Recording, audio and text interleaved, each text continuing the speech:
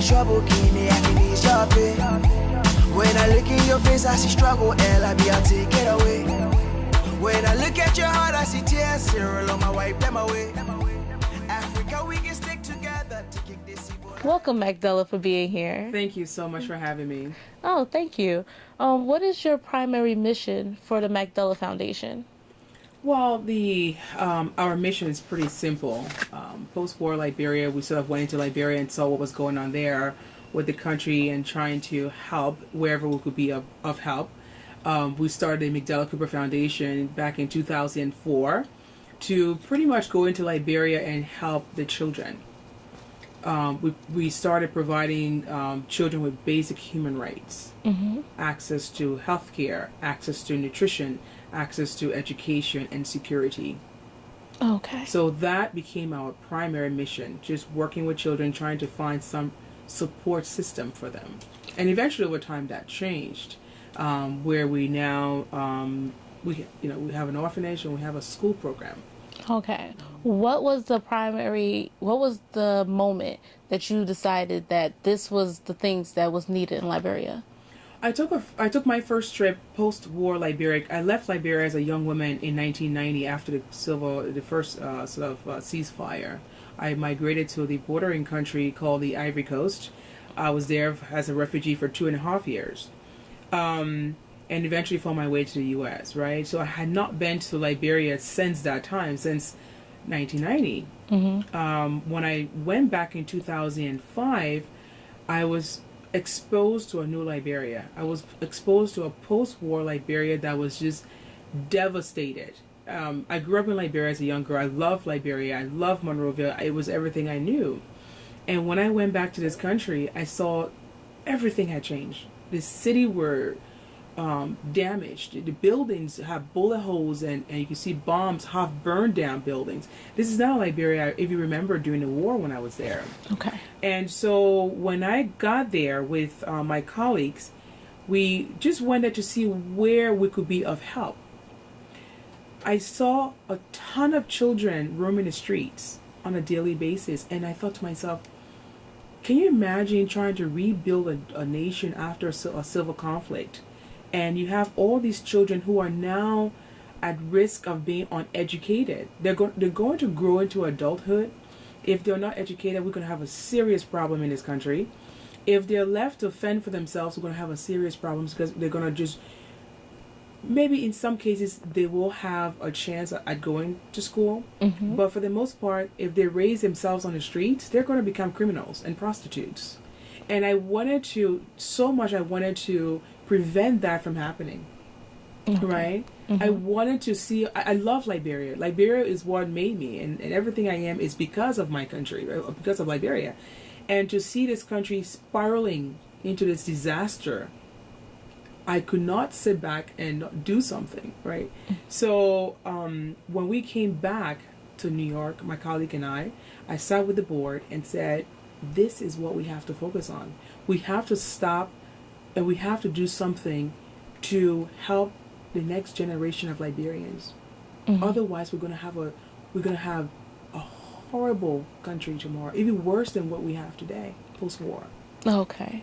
For the schools that you have that you're funding now, what processes do you feel like help the orphans the most?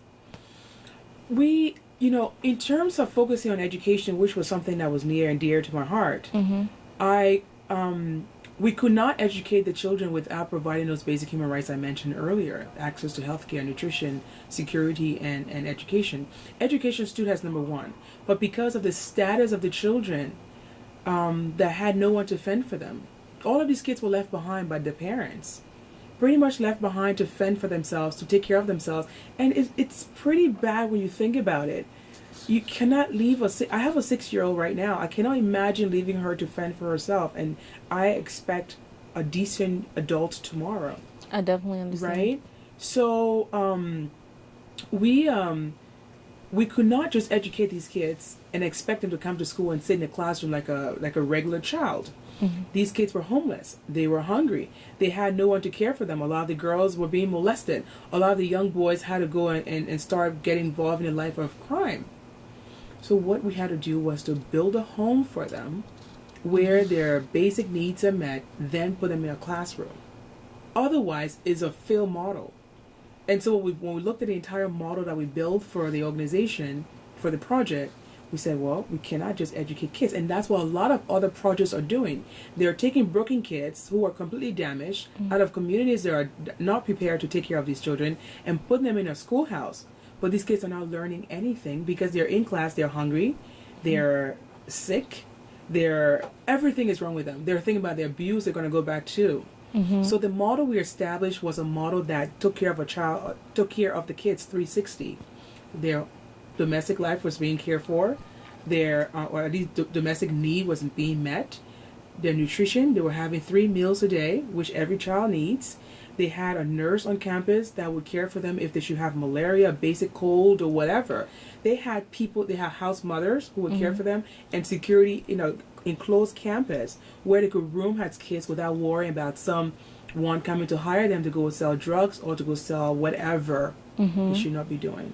So this is the model I felt most comfortable with. If I'm going to go into something, I want to make sure I'm comfortable and it works for both parties. I just didn't want to get involved with this work and pretend I'm helping these children when I'm not really doing much for them. So you're creating a overall school life balance. Absolutely. So beyond this foundation, they'll be able to grow into productive people in society. Absolutely. So you're not only just helping the children, but you're thinking about the future of the country. So these children can have a possibility to be politicians and other things. And go into it with the understanding that someone did good for them. And so with that in mind, they're going to do good for the next generation of children who might have a need in Liberia or in Africa in general.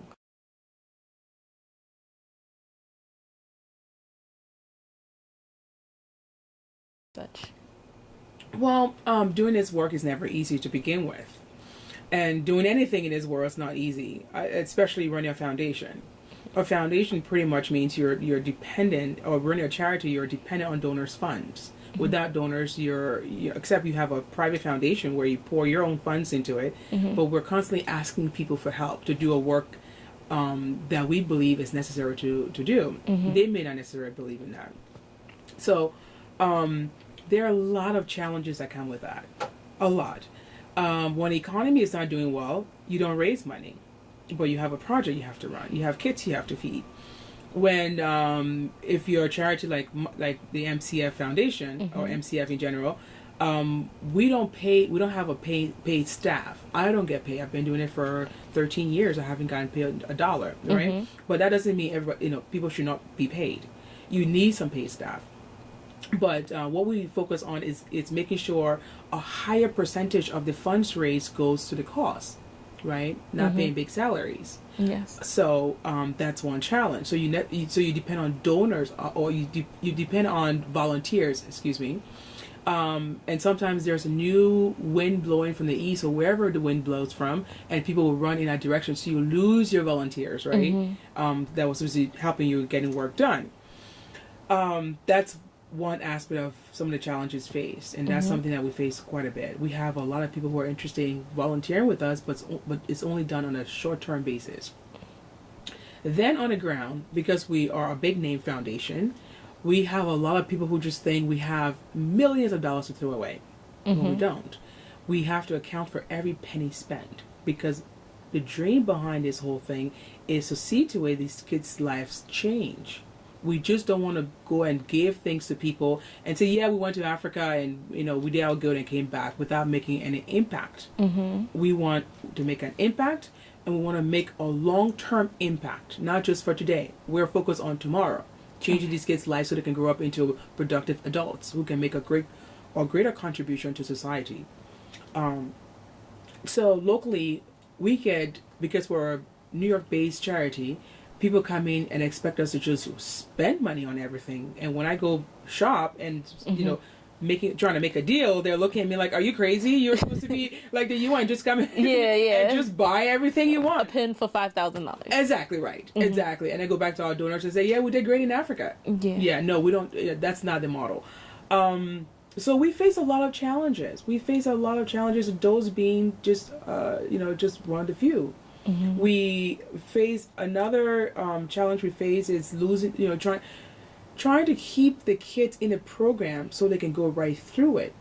And when they're done with high school, we want to work with them to put them in a trade school or college or whatever post high school. Sometimes when family members realize we have these kids with us and they're now with an American charity, Yes. they find value in these children. And so they come and try to make a deal with us that we should buy the children pretty much. We've had several situations where families came to us and said, this is my sister's child. This is my brother's child. If you're going to keep the child, I'm happy to have you keep the child, but you have to pay me for the child. Wow. Otherwise, I will take the child out of your program and take them into my village to go make a market. And this happens mostly with the girls. So they won't be able to advance their education only through the street. Absolutely. Wow. So that's, for me, besides the expectation from people hoping that we will spend more than we have or give them a cut of what we have, that to me breaks my heart. Because at the end of the day, this charity has nothing to do with me or the people who are involved. It has everything to do with the child that we're trying to help. We're trying to create a productive person that will not look at the country and say, you know what, nobody did good for me, so I'm going to start another war to show people how much hurt I feel on the inside. I'm going to destroy this country. Exactly. We're trying to create individuals who will look at the country and say, hey, you know what? This country made me everything I am. I'm very successful today, so I'm going to give back to it, just as it did for me. I understand. That's a lot of exploitation from not only the people who have the children, but the people who don't know the children. Absolutely. Like from the family and from strangers. Absolutely. That's a lot of different aspects to be fighting against when you're trying to do a foundation to build something up. Absolutely. So if the people don't appreciate it, even if it doesn't fall within their reach for their own, own benefit, how would you be able to survive? Yeah. And one time, I actually should add this, one time I actually had to go and buy a little girl back for $20 US. That's how much the family member wanted. $20 US to get this little girl back. Yeah. And she's in the program. She's back in the program. I am shocked. What is your retention for these kids? Do kids want to be in the program, or do you see that some go home or some are unsure if they want to continue on? Every child wants to be in the program. Every child, because this is a place that is people are nice to them. People are kind to them. They don't get abused. They're not working to earn a living. There was a little girl named Patricia who's in the program. Patricia was living in an orphanage, and they used to use Patricia to cook for the entire orphanage at 9 years old. She was doing the laundry, she was cooking, she was taking care of all of the other kids. And when Patricia was brought to us, the first few days on campus, she was just looking around wondering when we were going to ask her to do her share of the work. And we said, no, Patricia, as long as you're here, your responsibility or your obligation is to study and be a child. It took Patricia a while to get past that no one was going to beat on her. No one was expecting her to do their laundry or cook a meal for the entire campus, or it took her a while, and she started sobbing, to make that transition. She would sit by herself, like almost sort of in this like scare mode. Wow. And one time we saw her sobbing, like the realization came that I am a child. I am a child. This is what it means to be a child. And she was sobbing. Now she's fine. Patricia is flourishing. She's going up in the grades, and she's doing very well. Very, very well. This is what we hope for all of the kids that we invest in. That they're able to be a kid. Absolutely. For as long as possible. Absolutely. Go through the natural order of life. So they won't be looking for their second childhood as an adult. Exactly. Okay. Absolutely. So what about the future? What do you think the Macdella Foundation is going to get into in the future? We're going to get into a lot of things. We started with Liberia, but my dream is to expand all over Africa. And I'm hoping that we'll find the means and the know-how to do that. Because my passion is not just Liberia. Of course, I'm from Liberia, but I want to see all of these children that are suffering, that have been left behind, that we can get to them and reach them before they come to this realization that no one cares for me. So I'm just going to do whatever I feel is necessary for my life. And these are the kids that becomes the most dangerous to any nation in the world, especially as you see what's going on in the world today. Yes. You know, the people who are bombing buildings, the people who are destroying our world, they are hurt. Kids who are hurt. And you might say this is too much of an emotional conversation, but these are kids who are destroyed and damaged as a child, and they grew into these angry adults, and all they want to do is to have somebody else feel the pain, because the pain were never healed. No one came to their rescue at the right time. So we want to prevent that as much as possible, and it's not just in Liberia. There's a need all over Africa. So the future of MCF is, number one, we are trying to find ways to grow this organization and continue the good work that we've been called to do. We want to not necessarily depend on donors' funds, so we're going to establish different programs to help grow the organization, to be independent, to go out to different African countries and maybe build the same model program, and taking kids who are in need and help them grow into healthy adults.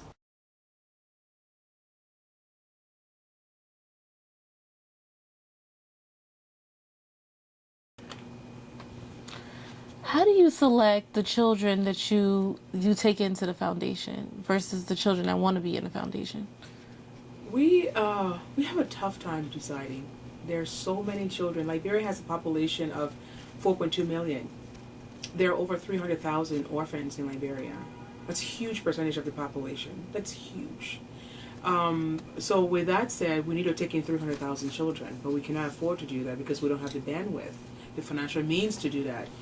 But what we try to do is we have 4 criteria that a child must meet in order to get into the program. Again, we are focused on educating these children, so we're not just taking children to just keep them alive. We want to educate children.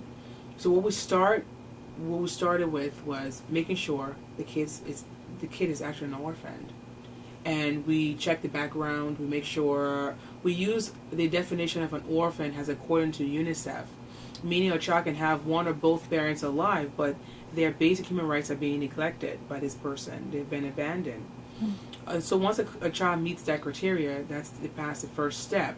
The second stage is we make sure we get a medical clearance for the child. So we take the child to a local clinic or local hospital and make sure to do all the vitals and all of the necessary checkup. And if the child is healthy, we take them in, because we're not a medical foundation. And where we have our school and home, it's in the outskirts. By the time a child is sick with seizures and bring them to the city, we will lose a child. So we're very careful in making sure the child is healthy.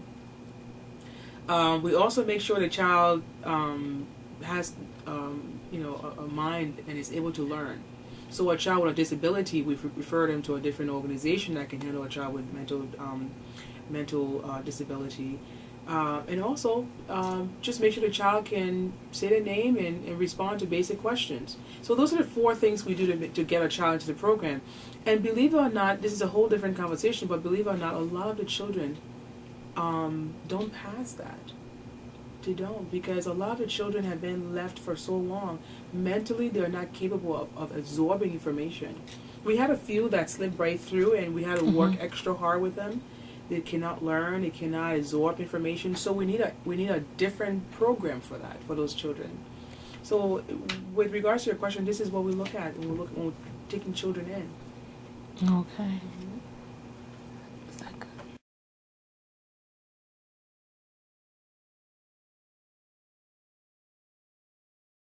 What message do you have for any youth that want to venture in the nonprofit sector?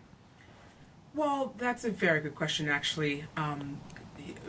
Over the past few years, there have been a lot of nonprofit, popping up from all walks of life. And someone actually asked me a question, like similar question, as to what advice I would give to people who want to start a new not-for-profit. And my response was pretty simple, and I strongly believe in this. I said, there's no need to start more not-for-profit today or more new charities. I think if I had to do it all over again, and if I knew of someone who was doing exactly what we're doing, had the same model, had the same concept, I will partner with that person and create a larger effort versus starting to do something on my own. I think it's necessary now to do more collaborations, because they're so limited donors funds out there. We're all vying for the same donors funds, and a lot of times you go through the work of establishing a new charity, and then you realize it's the market for it is oversaturated. So people are giving to larger organizations, and also you have to keep in mind, donors feel more comfortable when there are more people in the ring versus just one person. A young person who has a passion to do something wherever they're from, find someone else who's already doing that, partner up with them. And or you can just raise funds for them. If you have the niche for raising money, you partner up with that person and be their the ambassador to raise funds or raise or create awareness around their cause. So there's there's so much to do. There's so much need for collaboration and partnership. But there's so little need to start up a new thing. Except it's some great concept that has never been thought about. Otherwise, I say just partner up with somebody else. And then also, then other people can collaborate with you, and therefore you'll be able to have a bigger reach. Absolutely.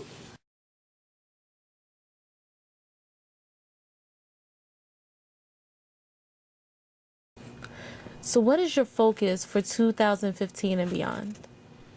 That's a great question. For 2015 and beyond, we are hoping to establish other ventures that can help feed the not-for-profit. And one of the things we've established, actually we did establish it 4 years ago, was this brand called Africana. And Africana, it's a platform that we created to promote all things beautiful coming out of Africa, from fashion to music and art and even cuisine. We want to bring to, I guess maybe on an international scene, all of the beautiful things that come out of Africa. We want to show the beauty in African music, in African art, in African fashion. That's something that's been sort of not very international. There's been some designers who've done well and brought African music and art and whatever to some level, but we want to take it another level. And what we're hoping to do with this is to give exposure to those small independent designers that just doesn't have the budget for PR. We will give them a platform to promote themselves, and in exchange, the funds from that goes to feeding the not-for-profit. Because as there's so many charities now, and there are so limited funds to raise from. So 2015 and beyond, we're looking to do some big things to help promote the work that we already started doing. So what's next with you embarking in a new venture? Well, as I mentioned earlier, we're trying to find different ways to sustain the project. So we've created different avenues to bring in resources to the organization. One of the things we're doing, actually we started this 4 years ago. We started a brand called Africana. Okay. We launched it here in New York. It was a great launch, and people have been waiting to see more from that. It's pretty much just, I was in the fashion industry for many years. And when I left, I started doing MCF work, and I've been doing it since. So my sort of interest in fashion still exists. Okay. And L'Africana it's a brand that was established to promote all things beautiful coming out of Africa, and the resources from that company will then go back into feeding the not-for-profit. So L'Africana has fashion, it has music, it has art, it has lifestyle and cuisine. Just promoting all things beautiful coming out of Africa. So we're really working on the brand now. We're building some partnership with some major designers, and hopefully get some musicians on board, hopefully get some artists on board. People have stressed interest, and so we're going to, now that I'm back in the U.S., I'm going to start working on sort of building L'Africana brand. And like I said, every proceed from that will go towards feeding the not-for-profit. That's great. If somebody wants to contact you, what information can we give them?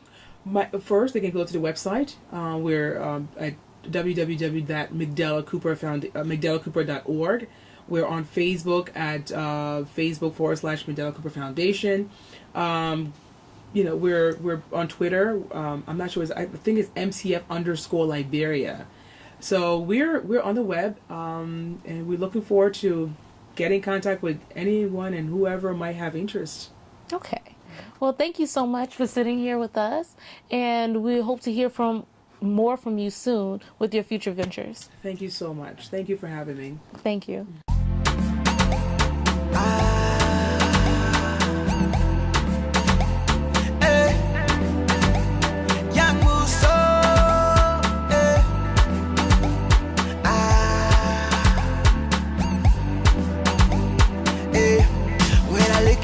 I see trouble, Kini, I can ease your pain.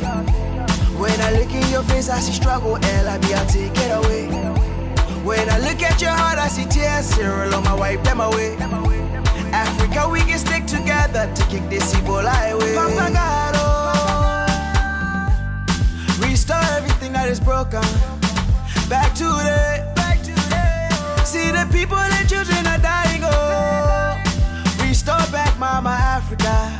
Restart the land. When I look at the kids in Liberia, how they struggle every day. When I think about the families in Guinea, just wanna pave a new